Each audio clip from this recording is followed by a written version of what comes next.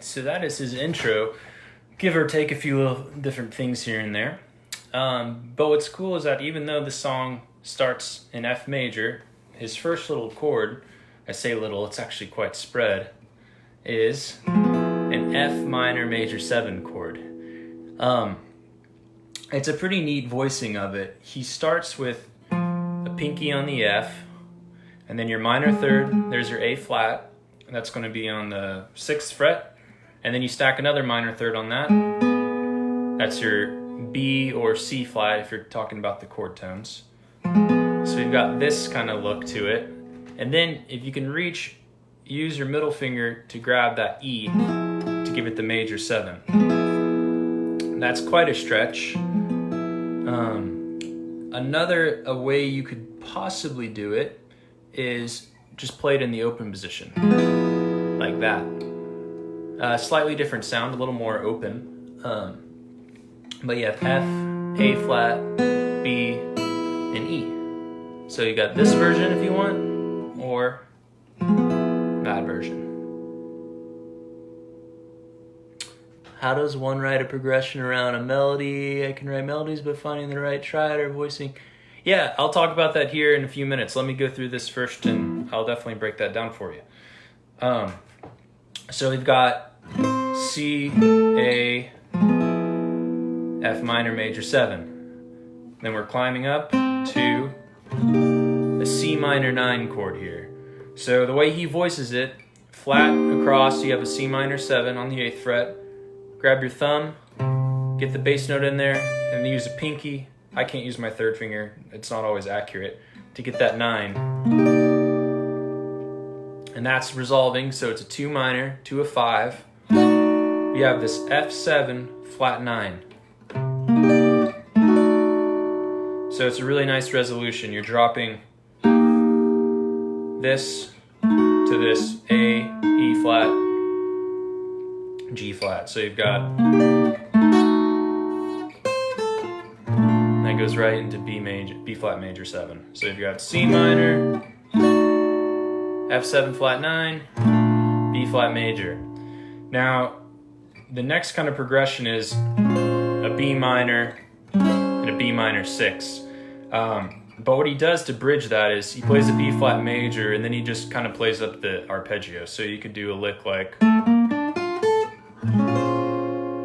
so So that's just playing A, B flat, D, F, A, leading you there. Or you could just something based off of that chord. So you've got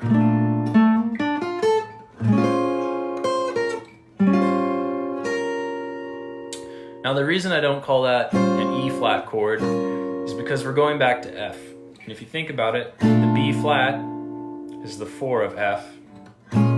4 minor gets you right back to F, the 1. So that's why we can analyze it like that. So you've got B flat major, B flat minor, B flat minor, the 9, and what is that, the 13, to F. Then our next part is a glorified kind of 1, 6, then 2, 5, 1. So we've got F, there's our 6, our D minor. Sorry about that a second ago. So F, just double stops, and just moving up, right? So there's our D minor, and then instead of playing a G minor chord, we just use a B flat chord. A lot of those same notes are there. So we've got F, D minor, G minor, and then there's our C. So stop for a quick second. Over the C chord, this is a move he likes to make, covered in a couple of other videos we've done.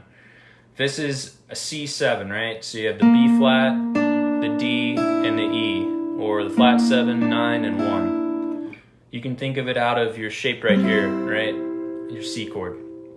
So he would often raise the second string chromatically. So that'd be 3rd, 4th, flat 5, 5, and if you want, take it to the first string, where you've got the 13 and flat 7. So you could go.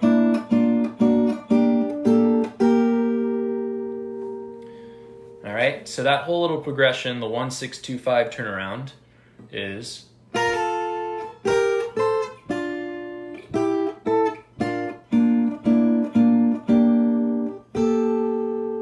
okay.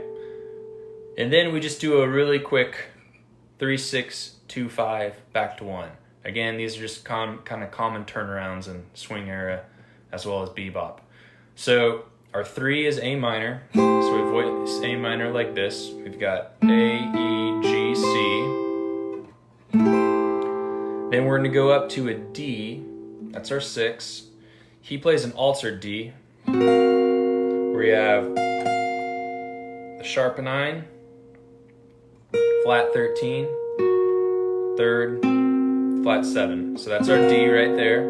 13, 11, 11, 10. Then we play a G sus. So you can think of it G, D, F. There's our G minor, right? So just adding the C note. And then we're dropping it down to a C altered. So sharp 9, flat 13. And that's going to get us back into the progression. So connecting all of that, we've got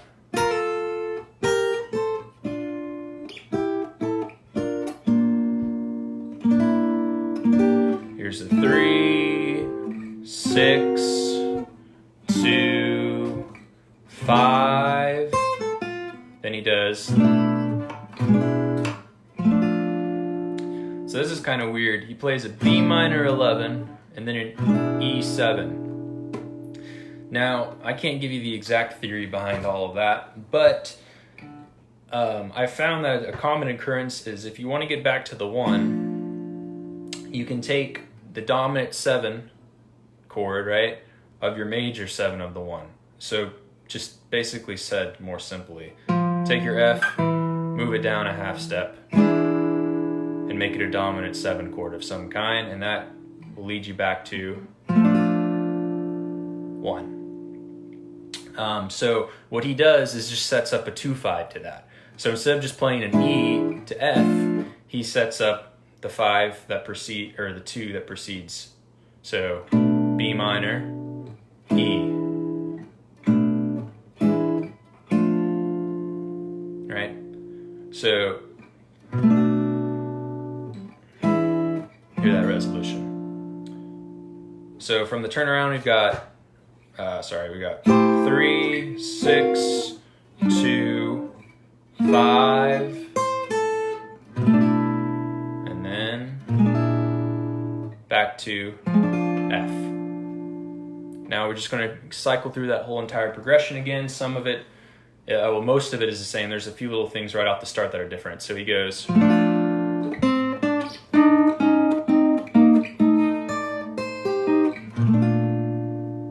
So what's going on here is, instead of just playing the C minor 9, he does that Barney Kessel lick that I really like, that he uses all the time.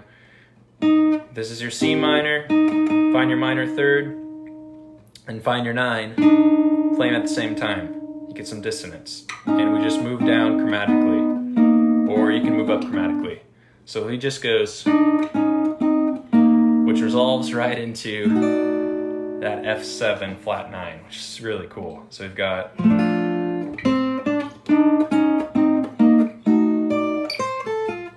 B flat major, B flat minor,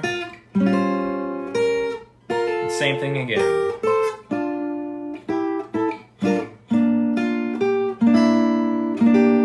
Now here's the different part. For this turnaround, he does another kind of Barney Kesselism, where we go.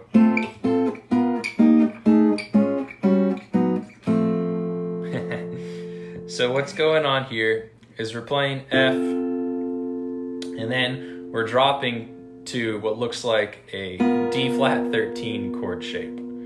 There are a ton of ways you could look at this. I find it easier just to look at it chromatically. So find whatever root you're on, right?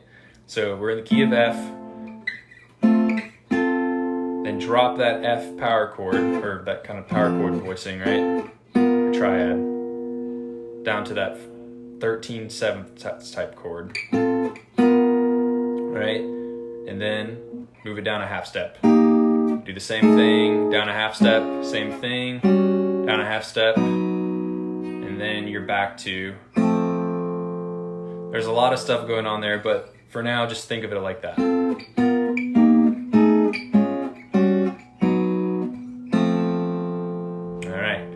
Then we go to the bridge of the song, which starts on a C minor. So we're just playing out of this C minor shape. Then we're going to the F7 flat 9, resolving to B flat major.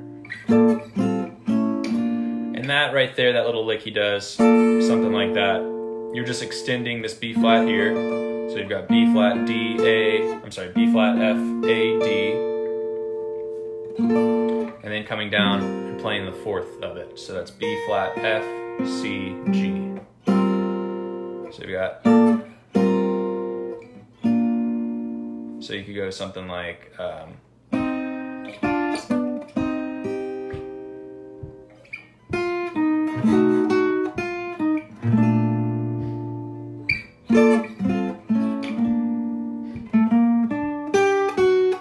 B minor.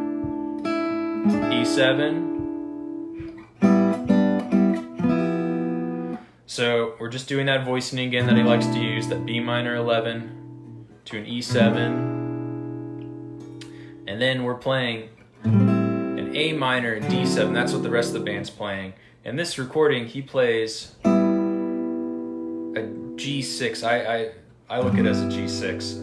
But what's going on is we've got, if you analyze it from an A minor perspective, it's an A minor 9 instead of like that, but like this, because you've got the G, that's the flat 7, the B is your 9, and the E is your 5. And he's just bouncing between that E and D. So if you listen to it over, it works really nicely. So he's going, and then he plays the full chord, right, with the G at the top. play a G13, and then this chord right here. Another thing we can analyze about it are a lot of different things. It could be a G minor 7 if you wanted to think of it like that. We've got a D, a B flat, an F, and a C. So G minor 7 with the 11 in it, that's C. Or it could just be a C7 sus chord. It doesn't totally matter because the changes are just happening to be B minor, E7, A minor, D7, G minor, C7, back to F. So it can function as two different things. Again, a lot of these chords can function differently, even though they have the same kind of fingering. So it's just up to you to kind of figure out how you want to use them. So from that A minor, it's, and then this is a clear G minor lick.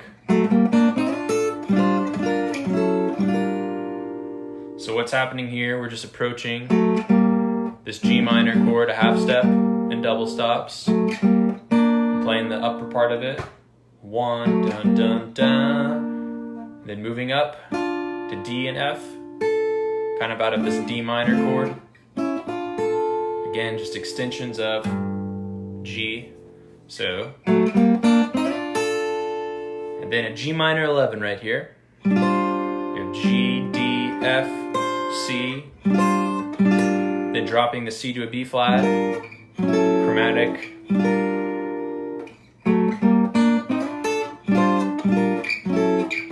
Here comes the 5. So this is the C13 with the flat 9. We've got C, E, A, and then our flat 9, which is that D flat. So from that A minor, we've got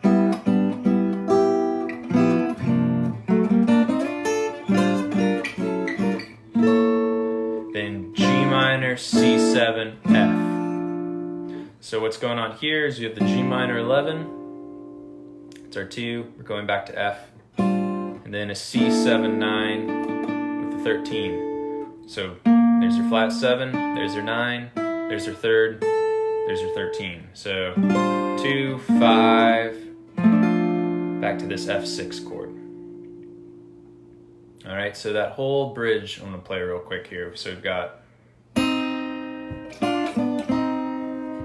comes the F7, B flat, here comes the B minor, E7, A minor here,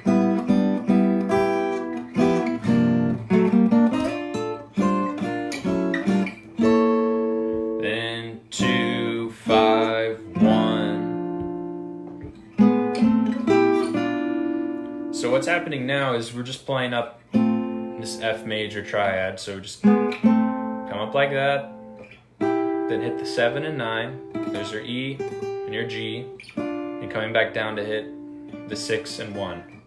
So it's like 1, 2, triplet. All right, and that leads us to the C minor.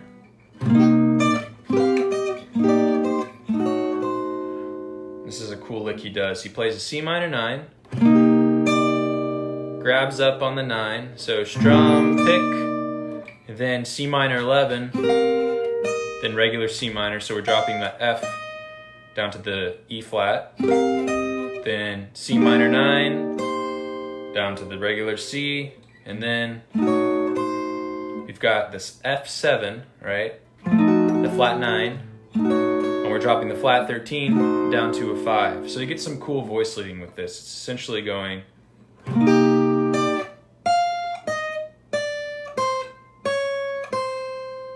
so with the chords,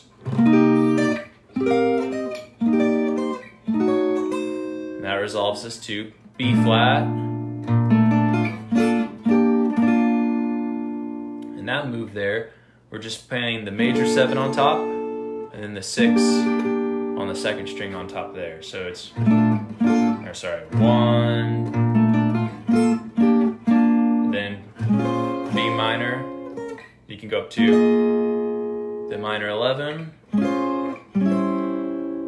then back to 1, 6, 5, or 2 then 5. So that's 1, 6, 2, 5. Then to end the song, we're playing a descending fourth pattern. So we come up to this F and start a fourths on there. So we've got F and C, and then G and D. And you can choose however you want to voice it. I'm going to pick the first part of it. So strings 4, 3, and 2, and then strings 3, 2, and 1. So, and then I drop it a whole step and play on the top strings, and just keep reversing that pattern. And then land on an F major 7, open E there. So you can go.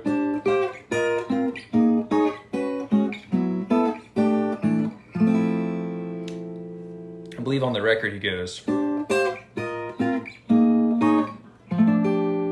It lands there on an F with a 13 and a 9. Like that. So that is all of Misty. Pretty straightforward, I think.